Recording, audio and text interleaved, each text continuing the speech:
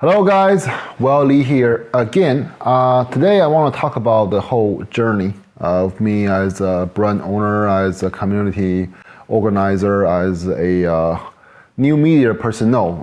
I have about 7,500 followers on Bilibili already in China, which is like a pretty hard to achieve these days in China because everybody's doing it, and it's the whole explosion of new media age in China. And I don't even use my audio specialty to really get that fans. I got all those fans from talking about handheld console, from gaming, from screens on your phone, and those things. It's just what I'm passionate about also, other than outside of audio itself. So as you can see from my content, the whole Well Lee channel has a mix of things that from the early on, like a few years back, almost 5 years back, me and KK were streaming, or talking about new product. Then I did some of the review of handheld console.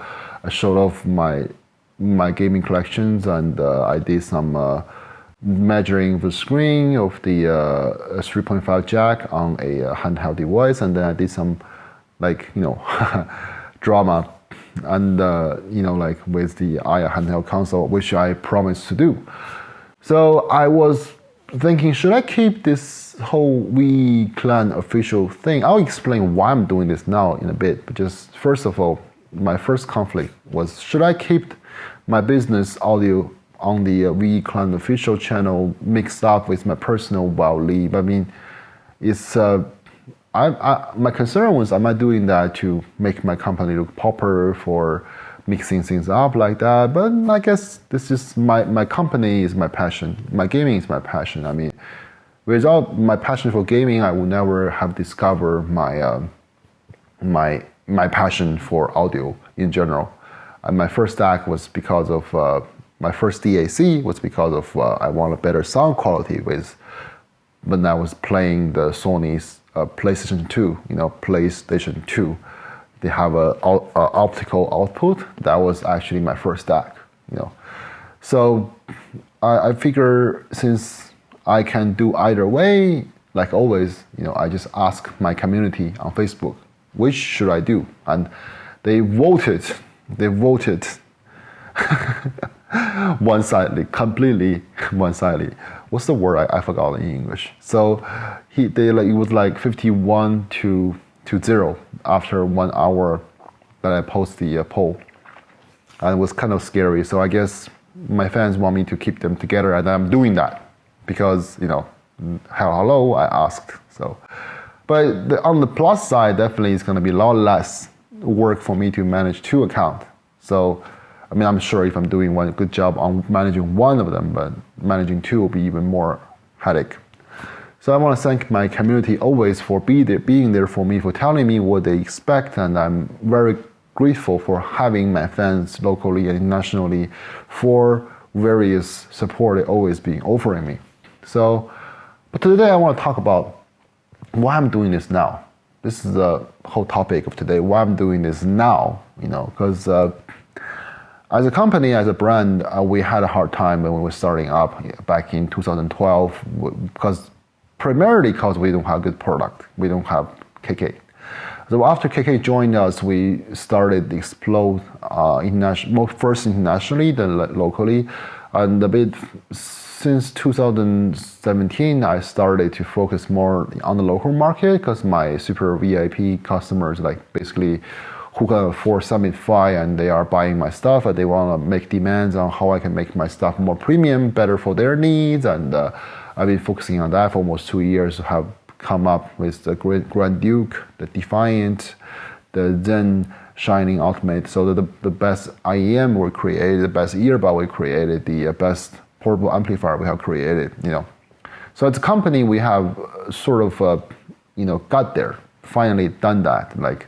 I always wanted to have fans who buy my product because we are good, not because we are cheap. So this is like the opposite of a lot of people who believe in Chi-Fi. And I mean, I'm not ungrateful for not being included in the Chi-Fi boom, I know. So I sort of want to distance myself from all these factory-oriented brands who basically they were just, how do I put it? In China, if you have money, you can just buy a new design earphone like that. And we don't do that. I can do a whole chapter on how we do the whole sleeving itself on cables. But today it's not about that. It's more about my personal conflict of my journey. I started when I was, I started from China, then I went international. Then after our success internationally, I stopped promotion because some of the reviewers, when they were praising us, I mean, not talking about those reviewers who just want to put dirt on your face. I'm just talking about good reviewers who were praising our product. I mean, overpraising or praising the wrong way. I don't like it. I mean, it's not like I don't like them doing it. I just feel like my action, I might being fair to my fans for offering review sample like that to people who not giving them the full picture. But then after all this time, I finally realized even my close fans don't understand 100% on KK's creation. I mean, it's pretty deep. So who am I to ask reviewers to do that? But the drama, the conflict is always there. Because I won't be able to promote in China because every reviewer in China is paid for. Even you give them a review sample, it's okay for them to sell it afterwards. And company like Feel went so far to engrave KK's name onto the Feel X3 X3 II that KK gave to me eventually for my TV, for my TV rig. I used that as a sound card. So that's how far they were going just to avoid people selling their sample afterwards. Not like KK doing that. I'm just saying, other people who do that, and it's common practice, and it's not like something that definitely no outside of China. So in China, and all the reviews pretty much when you do reviews and you gotta pay the reviewer and stuff, and even as a 7,000 follower small new media guy on Bilibili, I was offered various times to name my price for a review. I'm like, what the hell, and often whenever I'm offered to give a price, to tag my price, to state my price, that was often a company who sell earphones. Because KK was starting by talking some kind of stuff on audio, high-end audio. Then I took over after KK got busy. I started to do the gaming-related hardware, like handheld gaming console and a type of cell phone screens and all this stuff. So I mean, and KK is a reviewer, so we know firsthand how things are done in China. So that's definitely against my idea. I mean, you can say a lot of things about China, and I'm a Chinese, and I'm very proud to be one. But definitely there is something I'm not willing to do, even it's common practice. For one is to pay reviewer for review, never for that. So outside China, you don't have this problem. You have people who don't really get your product to praise them, and that's something I don't like either. So because of all of the things, I stopped promotion for since pretty much 2017. Then afterward, I mean, I only talked to a very, very selective few on promoting my product. And I'm lucky to have good fans who following me, even without people doing the reviews. But at the same time, I'm being fair to my fans for not sending them for review. So if I send them, I'm sending them probably, I'm getting to promotion, and I'm not being fair to them. If I don't send the review sample, I'm not being fair to them either. It's just very confusing, So, but the whole thing is kind of, putting a lot of strain on me over the years. And but one thing I grew out of is I stopped arguing with people, because once you got admitted, being recognized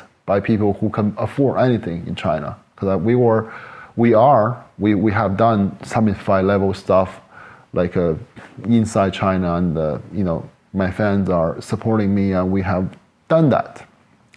And I always thought if I do that, if I be able to do all those things, I would just sell my other stuff, OOB, without me trying anything. But that's not the case either, because apparently a lot of people who are looking for new product, it's hard to find us. And we have a lot of good sales on Monk Plus, and we still do. And the problem with me is that I'm not offering my fans enough information. So So throughout my whole time since 2017, I have all this conflict within me. And then since I finished with my all this, pretty much all my premium stuff at the end of 2019, then the COVID happened and I started new media journey. And throughout the time, I saw how powerful this method is, how much fun it is. Even just talking to people I don't know, and I'm talking about handheld, they're like, oh yeah man, you're definitely right, and talk about screens, and they, oh, yeah man, you helped me save my eyesight. Sort of like, oh, I have all this eye strain from the flickering screen, you explained to me and you really helped me. All those things I do as a hobby, and I see how powerful it is. So after I learned enough what to do, what not to do as a Bilibili, as a sort of like a YouTuber, again, I decided, maybe it's time for me to merge my hobby with my business to finally, talk our own story, our own ideal, our own belief and behind our products, and to be like share audio to tell our fans what's going on with us, but they do with the very proper written log I do through this poorly constructed video, because I don't want to do all the editing, it's too much work. So when I talk to my fans, I want to be genuine, I want to be sincere, I want to try to do less cut if possible.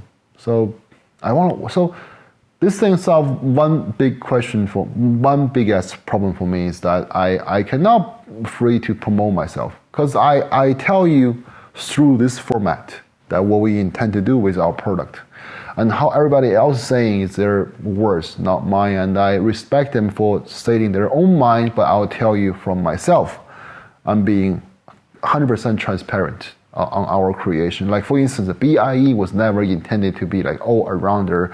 It's intended to be something that nobody's ever making anymore, some earphone that's very high spec, at the same time fun sounding, easy to use, and there's something nobody make anymore. So especially at the budget region. So I won't ask people to praise it like all around they're the best for whatever money and whatever not. I just want to tell you for myself, like this is not. We're not intending them to be the best of the best, but I'm telling you this is gonna be fun sounding that we all be missing for the while, that for all this while. So this way, I can be transparent, honest. At the same time, I can get get my fans the material when they need to promote our brand, to say, oh, this is Wao Li, he's doing this whole channel.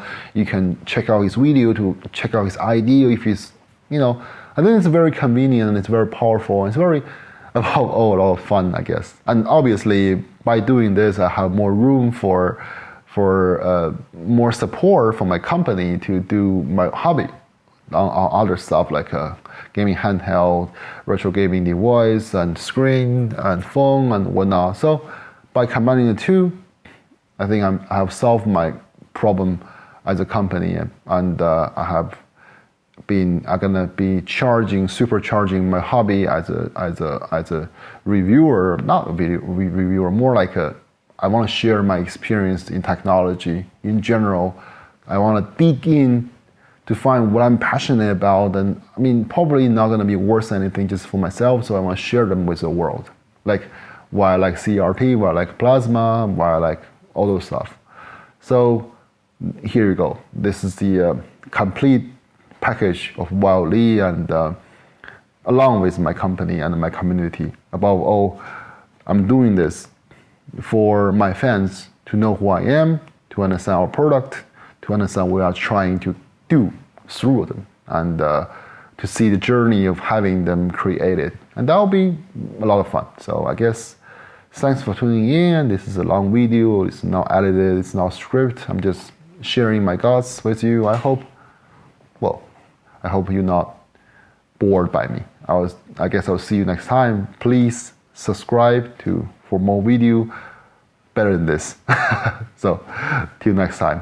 Bye bye guys.